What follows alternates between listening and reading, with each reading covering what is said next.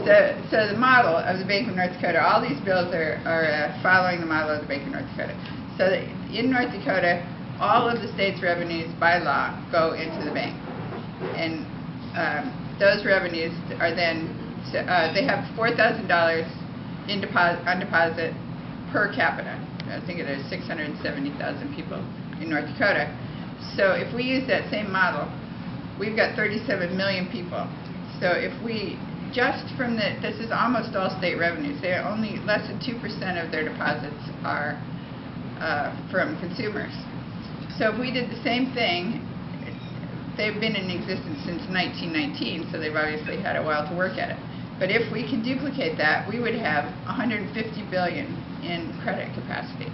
In other words, we would have the largest bank in the world, larger than any commercial bank right now, except maybe Japan Post Bank, which is a public bank. I'm not sure, but I mean, they don't show those figures. I just wrote an article on that. There are many things we don't know about banks around the world.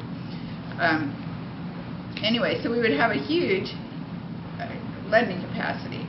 And besides your deposits, you need capital. You need 8% capital. So that means for 150 billion, you would have to have 12 billion in capital. And where would you get that? You could do a bond issue, but of course we don't. Everybody would complain about that because that would mean raising more money. But what you could do is take some of these assets that are now deposited on Wall Street. There's 200 billion in the pension fund. There's 71 billion in a fund managed by the treasurer. It's just all these various rainy day funds. You wouldn't even need rainy day funds if you had credit lines. If all the municipal government had a credit line with the Bank of California, the way that Wall Street has a credit line, all those banks have credit lines with each other, and they're borrowing at 0.2% interest at the Fed funds rate. If our municipal governments could do that, you could there's tons of money in these reported in the comprehensive annual financial reports in these rainy day funds. So, but just for starters, let's say we tapped up just a little bit, like 12 billion out of the 200 billion in CalPERS. It would be a very sound investment. The Bank of North Dakota had a return on equity of 25 to 26% the last several years, and they returned $300 billion. 300 million maybe. Million. Anyway, they returned a huge amount of money to 300 million. Yeah, sorry, 300 million to the state in the last decade, which is a lot for considering their population is 1/14 the size of LA County, so they're pretty small. And they don't just make money. I mean, they're actually they're there to serve the public interest. That's in their mandate. So they make very conservative loans. They do the thing that's good for the community. They don't get into any kind of speculation. It wouldn't serve them. They don't make any money off of that. They don't get bonuses, commissions, fees. They're just civil servants doing their job. If it's a good loan, they give it. If it's not a good loan, they don't give it. So it's worked out very well for them in the last almost 100 years that it's been going. So if California had 100 billion, what could you do with it? Many things. But for example, to hire back all those teachers would cost 3.4 billion a year, which is not very much out of your 150 billion. You'd still have a lot of money left over. You could fund infrastructure, like say build one of those maglev trains. I don't even know what that is, but I've seen the term. You know, these high-speed trains from San Diego to Sacramento. So what you do is you build it basically with credit. You've taken the deposit base of your state revenues and you've doubled it. That's the way loans go. In North Dakota, they have they have whatever it is, $4,000 in deposits per capita, and then they have about the same in loans, about 4,000 in loans per capita, just from that one Bank of North Dakota. So in other words, they've doubled their money. So you take this credit power, you build the train, you collect the fees, and you pay back the loan. That's the way it should be, and that's the model that's followed, for example, in Japan, where if you have a bunch of people that have a project that they want to do, they don't make you put up your collateral. In other words, the way our existing credit system is, you've got to have something before you can have any more. The haves get it, and if you don't have anything, you can't get the credit. But credit should be a future thing. In other words, you're extending your own promise, you're monetizing your own promise to repay. And if you can show how you're going to monetize it, how you're going to get this money back, you should get the credit. I mean, it's just credit-worthy borrowers should get the credit. It shouldn't be dependent on putting up a house or a car or existing assets of some sort, which is very backward-looking. You want to be forward-looking. So you could do infrastructure. Studies have shown that if you cut out interest, which you would be doing because you're the bank, so you get the interest back, that you can reduce the cost of projects by 30 to 50%. So things that now look like they're not sustainable, like alternative energy, would suddenly become not only sustainable but profitable. Alternative energy, low-cost housing, all these things that half the cost of those things is interest. And in fact, half of our state debt is interest. I think it's 158 billion, 70 billion is interest. So if you were funding that yourself, you would cut the debt in half. But here's another idea. What if you took your 150 billion and you bought municipal bonds with it? First of all, the municipal governments are in trouble right now because everybody's afraid of the bonds because there's the bond vigilantes that have come around and they're threatening to put these municipal governments in foreclosure. So now investors are backing away from the bonds. Well, what if the investors don't buy the bonds? They're already like at 5%.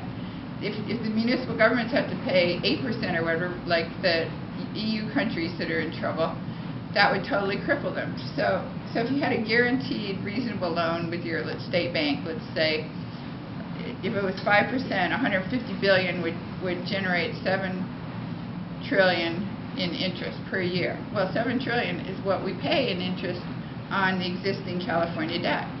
So you could carry your existing debt indefinitely. I'm sorry, billion. 7 billion is the interest on the debt. Yeah, right. 150 billion will get you 7 billion in interest, which is what we're paying on our state debt. So you could carry this debt indefinitely. I mean, in some states you have to actually pay off the debt, but that's not true in California. California follows the federal government model, which is they say they balance the budget when they pay the interest. It's like if you pay the minimum on your credit card and you say, oh yeah, I'm in balance. You know, when everybody thought that Clinton had paid off the debt, I mean, I've had people say that when I say that we've never paid off the federal debt since 1835. And then people say, well, what about when Clinton balanced the budget? Well, what that meant was he paid the interest without going over. That's what balancing the budget means. But that's the way it's counted in California, too. We just you notice this 158 billion is not in the budget. They're not intending to pay that off. They're only paying the interest. So if you cover your 7 billion, you could carry that 158 billion forever, and you could even add to it without hurting anything. Let's say you took the 26 billion that's now the deficit. You don't need to pay 26 billion. You need to pay the interest on the 26 billion. And if you own the bank, you can afford the interest. So anyway, it's the interest that kills you on the debt. The debt itself, you can just keep rolling it over. In fact, debt is our money, and if we didn't have any public debt, we wouldn't have any money because all of our money comes from debt, and private debt gets paid off. So only public debt is carried, is rolled over, and that's the reason we have a money supply at all. So all this worry about debt is misplaced. Debt is, we shouldn't even call it debt. We should just issue the money. The government should just issue it as needed for the things it needs. But because we don't understand how the whole system works, everybody thinks that would be inflationary, but it wouldn't, because banks themselves create all of our money, and then we have to pay them interest for it. We might as well just create it ourselves and call it the money supply. And as long as you don't create any more money than your goods and services, you won't. I mean, if you're using the money to create goods and services, then GDP will go up at the same time that your money supply goes up and your prices will remain stable. So that's my general. That's the second time I've heard this, and that's the first time I've understood it. Thank you. Oh, good. Sorry, that's about it. Oh, Well, I have a question yeah. for you. What would be the source of any opposition in California, as an example, to the creation of a state bank? Why, in your opinion, are there not more of them? Yeah, well, the initial opposition would come from the local banks because they don't understand it. I mean, we've seen this before because other states are ahead of us in this. In Oregon, at first they're opposed, and then when they understand what you're talking about, then they get behind it. And in fact, in North Dakota, the Bankers Association strongly endorses the Bank of North Dakota because it's basically their head. I mean, it's the head of, it's helping them. So once they would understand that, they should get on our side. But you could assume that the Wall Street banks are not going to be real happy because we're talking about pulling a lot of money out of the Wall Street banks. We'll take the $200 billion. Of course, that's not banks. That's probably in, well, a lot of it is in banks, CDs and stuff. So anyway, you're talking about pulling money out of the out-of-state banks and putting it back to work for us in California. Make California's money work for California. Leverage it. That we're giving away not just our money, but the leveraging power, the credit power that you can make with your money. So bring that back and use that credit power ourselves. But Wall Street may not be real happy with this. But my sense is that Wall Street is going down. I mean, just recently, S&P came out with that. Did you see this? I mean, it was blackmail for the U.S. government, really saying, balance your budget or else. But the government doesn't need to balance the budget for the same reason. That all they need to do is pay the interest, and if they borrow from the Federal Reserve, which I think is a very good idea, they get it for free, and they can go into debt as much as they need to go, as long as they're using the money for good things that increase GDP, then, and that doesn't mean that you have to keep producing. That we don't count GDP right, for one thing. That's what Hazel Henderson said. She's an economist. And she says, like in Japan, they have a debt that's 200% of GDP. And they're still the third largest economy in the world, and they have a very good lifestyle, or they did before the tsunami. But the reason is they fund, first of all the debt is all owned by themselves.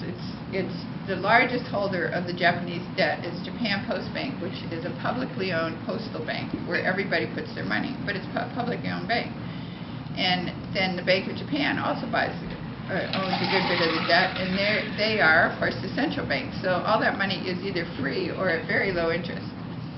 And then the reason it's 200% of GDP, half of that is they pay for education all the way through college, and they pay for medical care, and have a very nice Social Security. In other words, they're taking care of their people. And the way Hazel calculates it, that should be part of GDP. I mean, those are goods, gross domestic product. Those are products of, we don't count the products of our government money. But if we did, it would be obvious that if the government's spending the money on things that help the quality of life of the people, and that's going up on one side and the debt's going up on the other side, you can keep them balanced by just putting the debt into something good. The government's debt is the people's money. It's the yin and yang of money.